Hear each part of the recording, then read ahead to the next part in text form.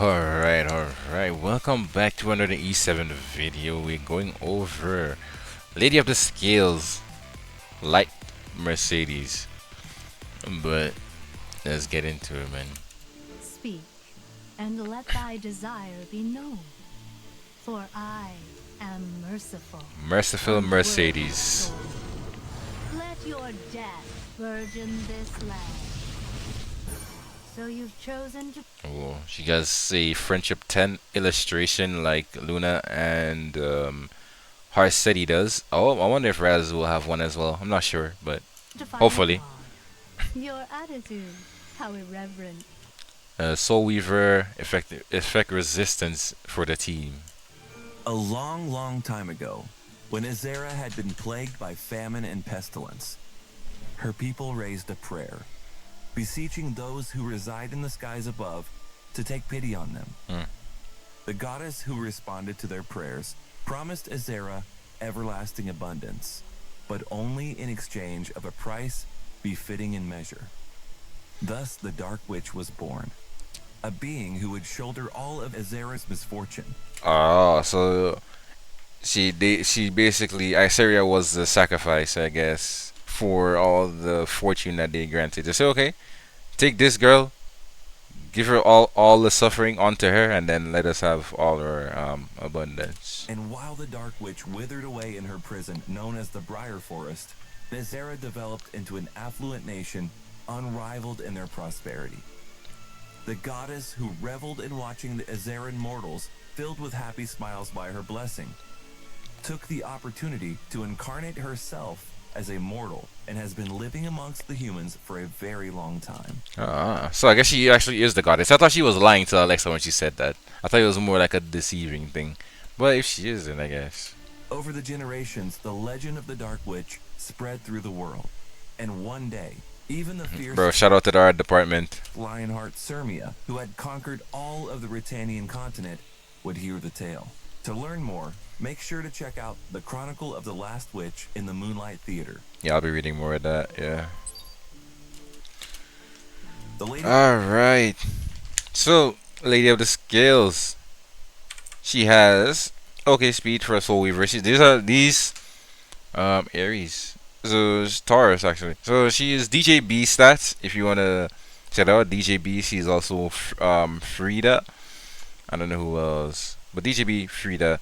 But am I crazy here? I think that's the first time I've seen double ER on an imprint.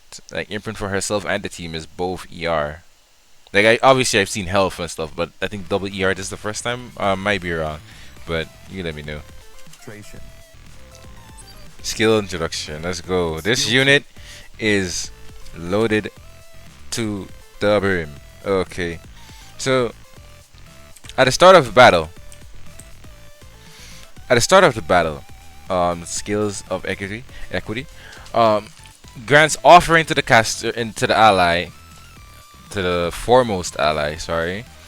Right. That's the first thing. So let's talk about that offering. So offering.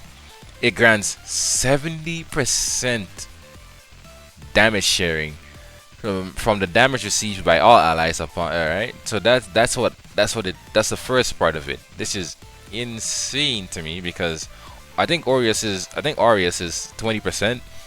Escort is what Para and Arwell have. That's 30%. This is 70% damage like sharing, so you're not gonna do no damage to whatever the team. However, whoever is in the front is gonna take a lot of damage, right? But the second part of it is, upon receiving lethal damage, grants immortality for 1 turn. Right? The immortality part can only be activated once per battle. Right? So this thing is a unique effect, which I assuming is gonna maybe stay after death, right?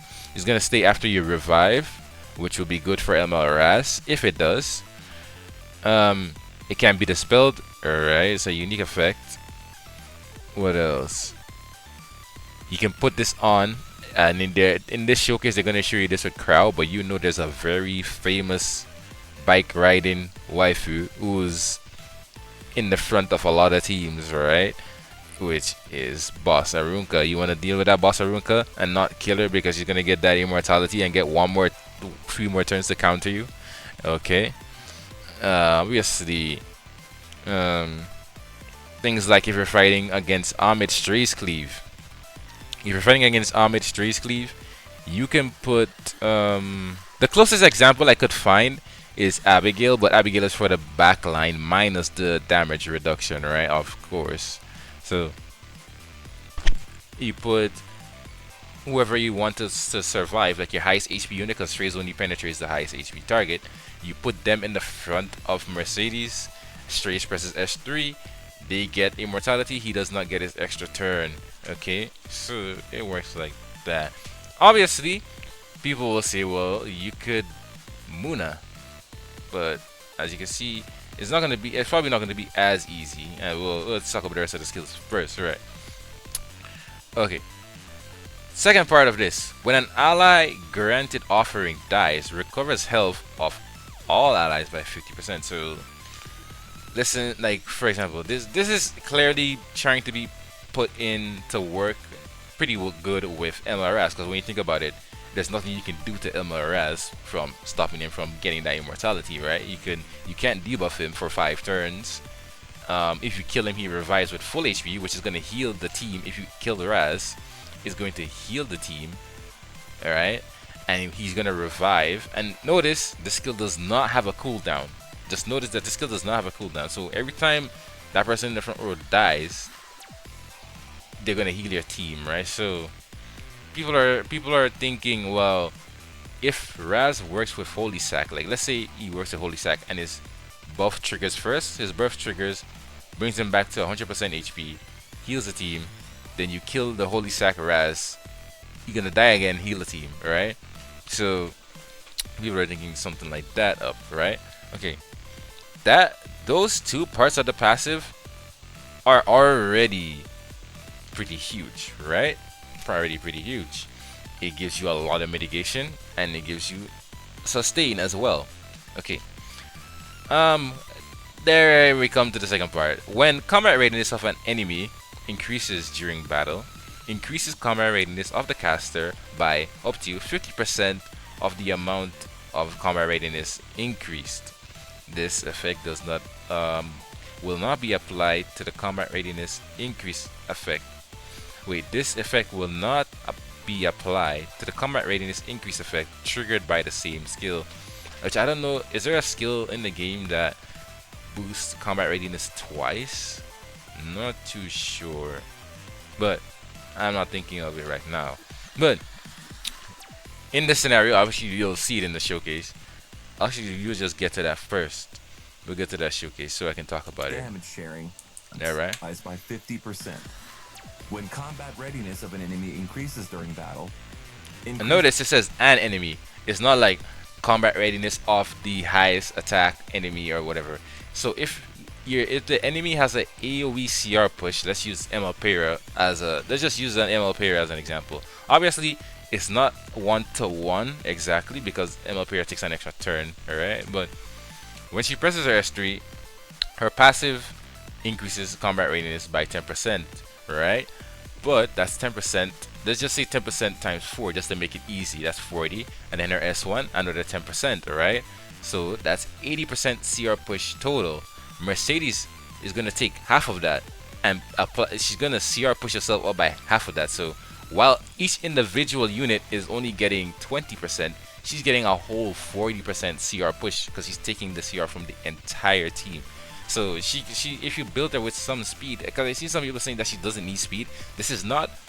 When I first saw it, I thought it was the way. I thought it was 100% CR push, but it's not 100% CR push. It's 50% of whatever they're getting. So you're gonna have to need some speed if you want her to cut in between certain things, and you'll see. All right. This is combat.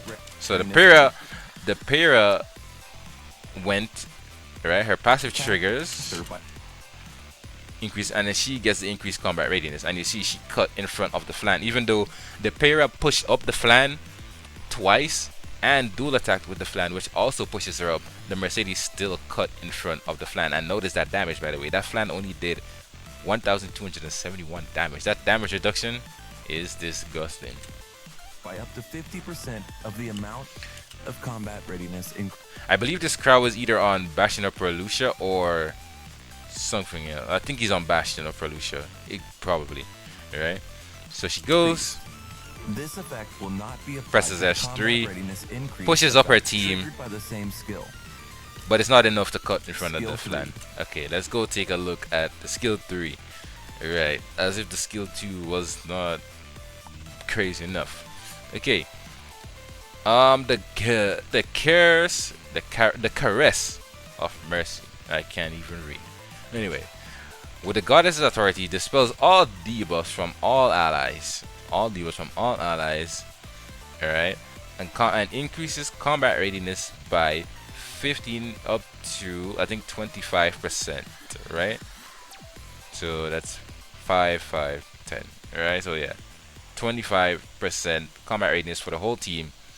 Consumes 20% of the current health of the ally granted offering. So whoever is in the front is going to get 20% of their current HP taken away, granting abundance to all other allies for 2 turns. Okay, now we have another unique effect. She has 2.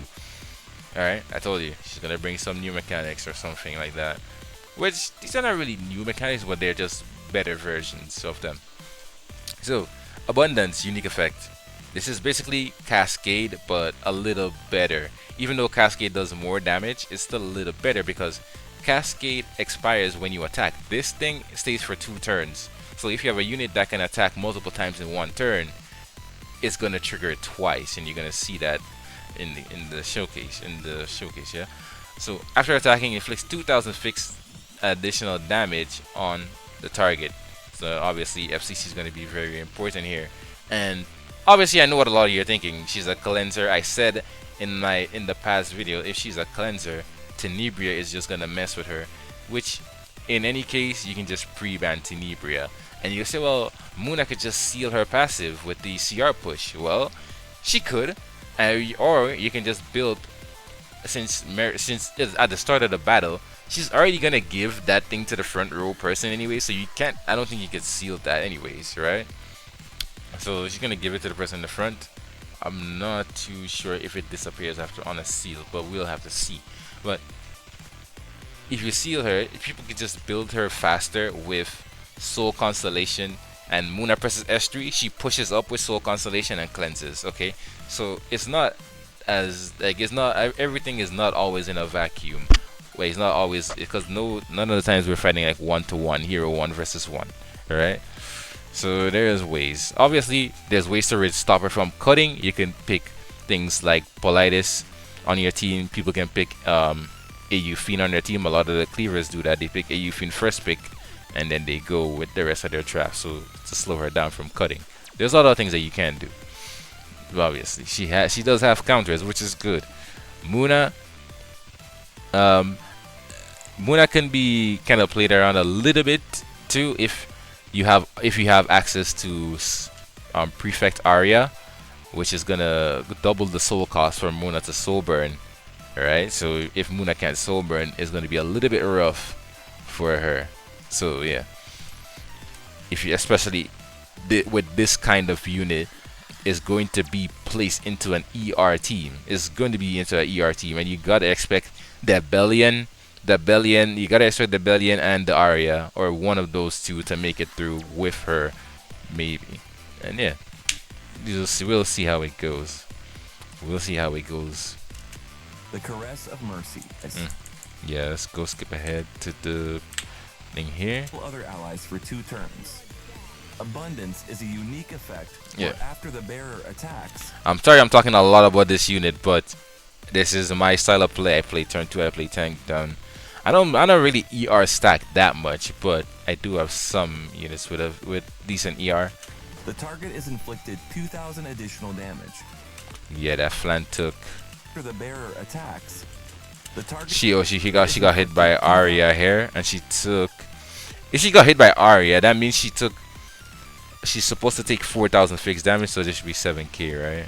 1,000 additional damage. Yeah, because she get 2,000 from the S1, 2,000 from the S2, and you see that's why it's better than Cascade, because Cascade will already trigger on the first hit only, which I guess is the same as Cascade, but it's better on units that have multiple hits in their kit, or who are played at base speed that can counter and stuff like that, because you get more value from it.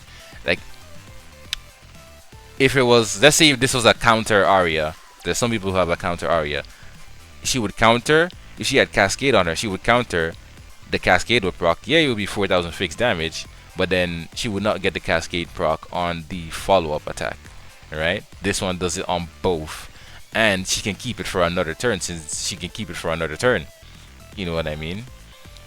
You can keep it for another turn, so she can do another cycle of that S1, S2 into whoever she's hitting. Obviously it's gone because you use it on S3, but you know what I mean.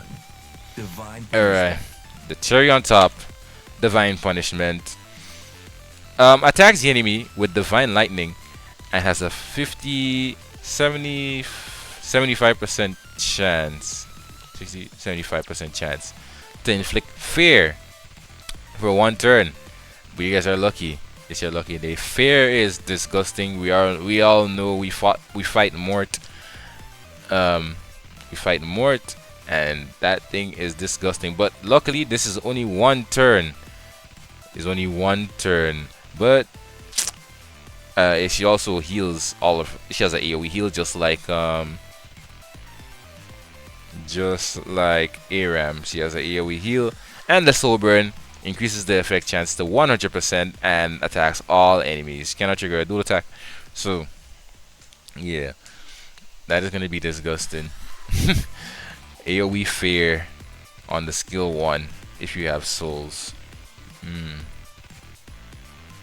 Obviously, there's ways to play around the unit, but I think she's gonna be a very, very strong tool for turn 2. Very strong. But yeah, very strong. Chance to inflict fear for one turn. On consuming 10 soul, increases effect chance to 100% and attacks all enemies. The prayer got hit. Yeah. This attack does not trigger a dual attack. Worthy soul, let your death burden this land.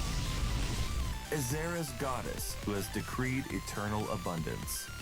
Players will be able to meet Lady of the Scales through the Mystic Summon starting August 28th. She's coming next week. Good luck on your guys' pulls. I'm gonna be trying my best to get her, but if I don't, I guess I just cry. But Thank you. alright, go to the combat showcase and talk about what's gonna happen here. So the Pyrrha starts off the turn. With me backing you up, losing ain't an option.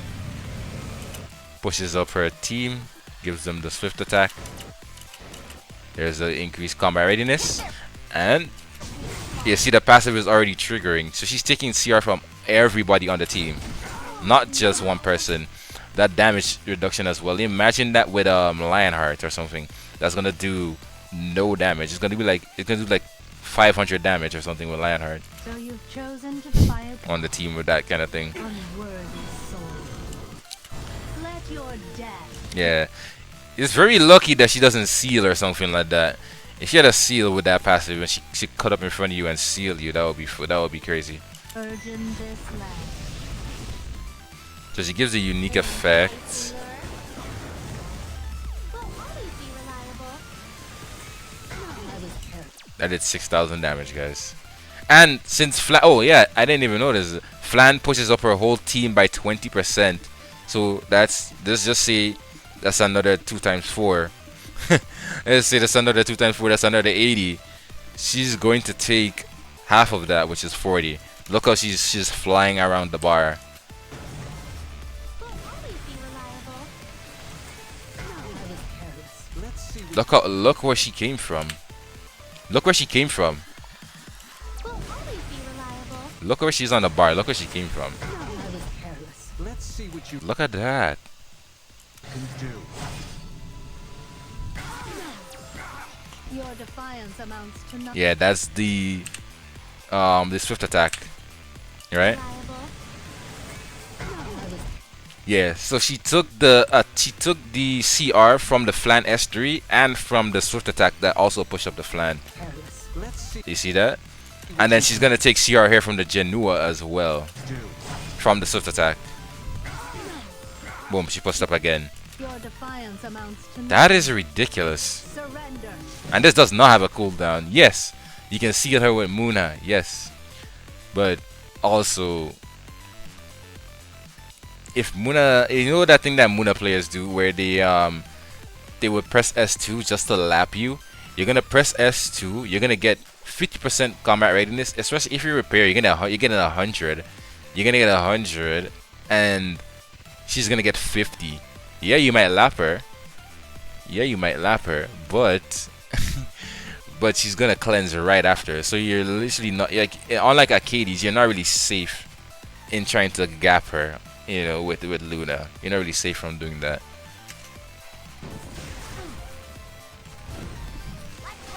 I was careless. You have to be joking. Actually, you can gap her because if you press Muna S2, she's gonna push up, and then she has to press S3, and then you can seal her. So yeah, it works like that. You can gap her. You really think you can get me? Yeah. So let's talk about the immortality here. You really think you can get me? Let's talk about the immortality. So obviously, you can easily I'm talking about like everybody's talking about arena. I'm talking about RTA. You can, if you have her plus something like an FCC or anything like that, you can put your or whoever is your highest HP target into a Stray's cleave. You can just put them in the front, and then Strays can't kill them. Or you could do something similar to I seen some people try this tech, and I would try it as well when she comes out if I get her. But with Yulha, the closest thing I can get, the closest I could get was using Abigail, right? So you get, it's gonna be like Abigail but reverse, right? Instead of putting them in the back, you put them in the front, right? And minus the damage reduction as well, minus the Aureus, the Giga supercharged Aureus that she gives. She's gonna do that. Strays is going. Ahmed is going to push up. Ahmed is going to push up twice with a skill 2, skill 3. She's gonna steal that CR from the team as well and push herself up too. So she's gonna be right there, ready to take action, even if she doesn't cut the Strays entirely, right? And Strays is gonna press S3 into the Yulha, and he's going to die, right? And he's not gonna be able to kill her because she's gonna have immortality. And then you can push up the Eula. She's gonna get pushed up from her passive, and he's gonna get pushed up by the Mercedes going right after as well, and she can use her skill 3 to delete somebody from on the team. I'll show an example of that, yeah. But Tori has this thing plus Cascade. That's gonna be what, 6k face damage. 6,000 fixed damage, you know. You got this, Tori. Yeah, I'll work you up nice and thin. First down, first. Count third. Boom, there's a 6,000 fixed damage. That's a lot. 6,000 fixed damage is a lot. Showing your face around here. One who perpetuates the And Veronica had her barrier, so that Tori almost killed her if she didn't have it. If it was a faster Tori, when she pushed up, she would have died. faster. 261 damage. I mean, she had a barrier, but oh my goodness.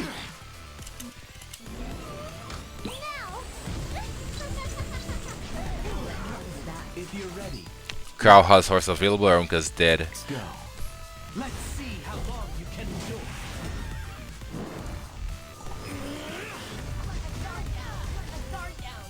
You still have time to submit. First. Such petty arrogance. The AoE fair. The para keeps getting hit. Unfortunate. You hit me? Oh yeah, you saw that as well. The para got feared, but she took a turn and she activated her passive, and Mercedes took the CR from that. Look at that. Time to rampage times 3. It goes. Or she's paralyzed. And Mercedes stole the CR from it. Look, she pushed up her entire team. Pira, she does push up herself. Alright? He does push up herself as well. So it does count. So the earlier one that I did count. And she took the CR from that as well. Your attitude, how it You see that? You see the combat radius increase right there? Yeah. Really? You hit me? She took the CR. Your attitude, how irreverent. Ha! Oh, I like the sound effect of that. You hear the lightning actually. I'm so sorry. Hey, wanna go study Okay, Arya has the abundance here. She does have it here. together? All yours. She sends it into the flan. The flan is gonna take 2,000 from that and 2,000 from the follow up on the Arya. She did get dual attack, but Sleep well at night. With those brave. yeah. Boom. There she is. That's a lot of damage. Now isn't the time to hesitate. I'm charging. And from there, I mean, it's pretty much game. But yeah, there's gonna be some ways to counter her. I think if you build a fast one with if you build a fast one with Soul Constellation, you can probably get around Muna sealing you. If she tries to seal you on turn 1, you can get around that. Or they can force you. They can build like a slower Muna with another opener, let you push up, cut in front of the Muna, and then seal you. There's ways that they can do that. Obviously, when Raz comes out, it's going to be harder to do that because obviously you can't debuff Raz in any way. You can't debuff the Raz. You can't push him back. You can't do anything. So he's there absorbing damage. You can't unbuffable him to stop him from getting the immortality. So you have to just try. If you try to kill him, he's going to revive. If he's on Holy Sac, if he's on the new reversal set, he's going to push up with 50% CR. If he's on counter set, he's going to get a lot of CR from his skill 1 when he counters you.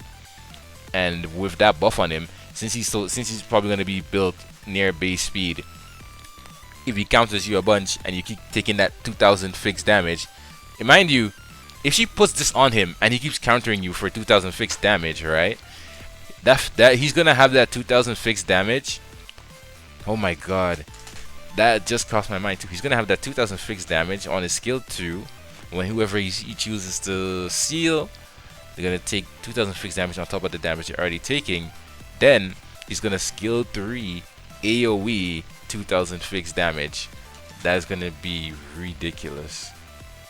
It doesn't say. I'm pretty sure it doesn't say single attack only, right? Let's go check that out. Abundance. Where you at? Abundance. Here. After attacking, yeah. So not single. It doesn't. It's not limited to single attacks or anything like that. Just like Cascade, but it stays on you. So I think we're coming up upon a really tank down meta is gonna be coming. So let's see. Let's see. Hopefully it turns out good. Hopefully it's fun. But yeah, this is my type of unit. I'm so happy. I'll see you guys in the next one. Alright, peace.